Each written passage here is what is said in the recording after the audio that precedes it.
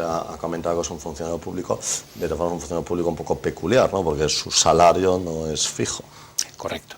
Efectivamente, somos funcionarios públicos, somos unos funcionarios públicos, la palabra es muy correcta, un tanto peculiares porque somos híbridos, funcionarios y profesionales. Somos funcionarios públicos porque accedemos al ejercicio de la profesión a través de una oposición y, como decía, nos encuadramos en el Ministerio de Justicia, que es nuestro superior jerárquico, bajo una dirección general, pero ejercemos nuestra labor de un modo profesional. Esto implica que no percibimos un sueldo, un salario del ministerio al que pertenecemos, sino que el sostenimiento tanto del notario como de la oficina y los empleados, en su caso, que están en la oficina, el material, los ordenadores, el local, todo esto se hace con cargo al dinero que percibimos del cliente. Es decir, que cuando el notario realiza la prestación de su servicio, pues se le encarga la redacción de un contrato, de una escritura, y se redacta y se firma la escritura, cobra una cantidad, está estipulada por arancel, la fija el Ministerio de Justicia, también ese es el aspecto funcionarial, y de la percepción de esos honorarios derivados de ese arancel se sostiene la oficina notarial, que por tanto no tiene coste alguno para el Estado, y se sostiene también el notario.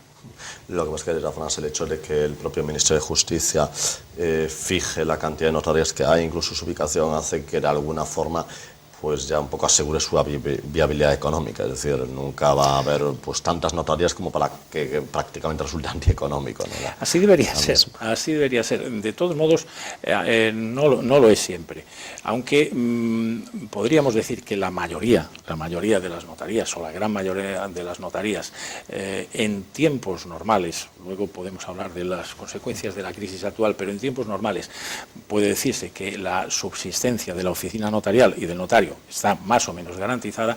No es así siempre, ni siquiera en buenas épocas. Hay notarías que existen o se crean en determinados municipios en donde prevalece la razón de servicio público. Es decir, que aunque el movimiento de contratación o la presumible documentación que se otorgue en esos municipios no, para decirlo de un modo llano y sencillo, no sea de mucha cuantía o no genere unos importantes ingresos, sin embargo, se considera que existen otras razones que obligan a establecer allí una notaría.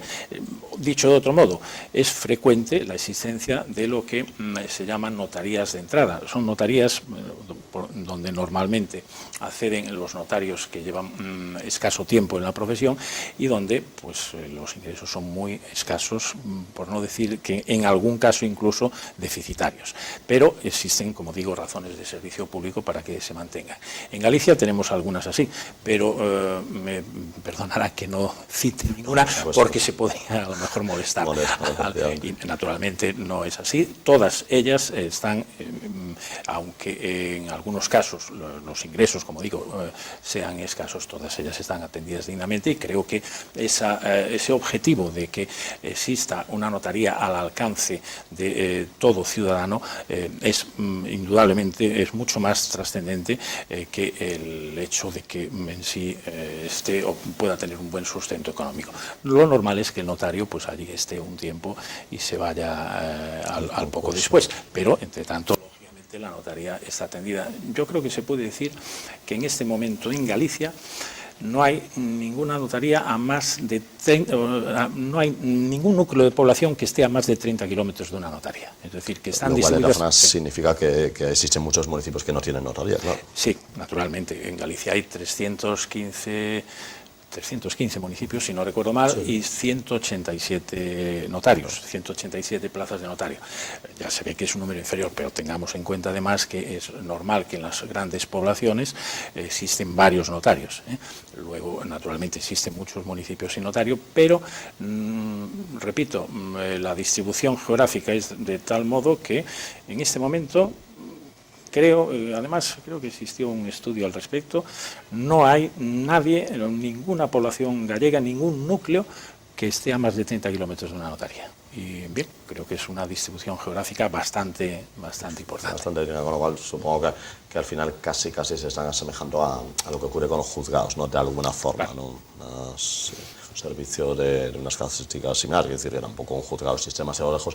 Lo que pasa es que con la diferencia de los juzgados en los municipios que no hay juzgado de distancia, sí hay juzgado de paz, ¿no? Que suple un poquito esa carencia, pero bueno, obviamente no es lo mismo un juzgado que una notaría, obviamente. Sí, no hay ningún municipio que tenga juzgado que no tenga notaría. Sí, lo más que hay municipios que no tienen juzgado que tienen juzgado de paz, con lo cual de alguna forma sí tiene la labor jurisdiccional, aunque sea de menor envergadura, un poquito cubierta. Bien, los notarios efectivamente cumplen una gran labor que un poco, si le parece, detallamos. Un poco yendo por ámbitos, el plato fuerte del ámbito notarial es ámbito civil, ¿no? Sin duda, civil, mercantil, ¿no? Dentro del ámbito del derecho privado, ahí es donde se mueve más, supongo que por eso que en aquellos municipios que aunque no sean muy grandes tienen un gran volumen comercial, ahí se hace necesario que exista por lo menos una notaría, claro, porque yo supongo que donde hay empresas, ahí la notaría se hace imprescindible, no ya conveniente. Sí. Naturalmente, como decía antes, los dos parámetros básicos para determinar la necesidad de esa idea, de ese servicio público que de algún modo cumple la notaría son el parámetro demográfico y el parámetro económico. En el demográfico, pues lógicamente a nadie se nos escapa que en cualquier núcleo de población en donde hay pues, ya más de 3.000, 4.000 o 5.000 habitantes, indudablemente pues es normal que surja la necesidad por las relaciones, aunque solo sea entre esos propios habitantes.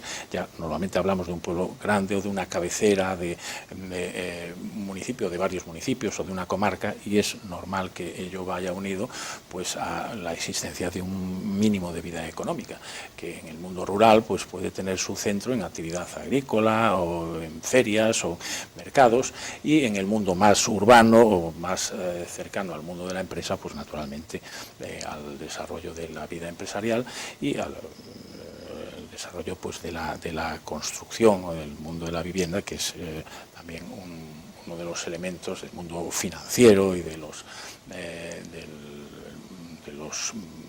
préstamos y créditos bancarios, que es alrededor del cual también se desenvuelve la actividad notarial.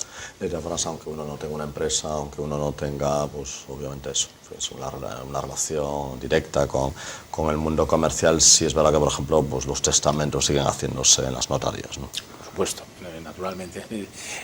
Lo que hacemos trasciende, aunque gira en buena parte alrededor de la vida económica, trasciende la vida económica, y desarrollamos pues una labor en cuanto a la documentación de negocios jurídicos que afectan al terreno más personal, como puede ser el caso de los testamentos, que efectivamente muy bien se ha citado, y puede ser pues, otro tipo de documentos que afectan a la persona, como pues, desde el reconocimiento de hijos, las capitulaciones matrimoniales, los documentos que se hacen con vistas a un matrimonio, en fin, o hoy un documento, por ejemplo, que hoy está cada vez se habla bastante de él, el mal llamado testamento vital, el hacer instrucciones previas de cómo uno desea, en fin, enfocar o que se le trate médicamente en el caso de sufrir alguna enfermedad grave, o disposiciones hoy también bastante frecuentes en donde en el mundo actual, como todos sabemos, la esperanza de vida ha hecho que la vida en general de los españoles y de los gallegos pues es cada vez más larga, y por tanto en los procesos de envejecimiento a veces se producen, como todos sabemos, procesos de deterioro cognoscitivo, y hoy es cada vez más frecuente pues la adopción de medidas preventivas para estos supuestos, como es, por ejemplo, la designación, lo que se llama la autotutela, es decir, la designación de una persona como tutor para el caso de que nos encontremos incapacitados, o bien el otorgamiento de lo que son poderes preventivos también para el supuesto de la propia incapacidad. Es decir, como vemos, son documentos que no tienen una trascendencia directamente económica, sino que tratan de referirse, de buscar medios de protección, incluso de la propia persona.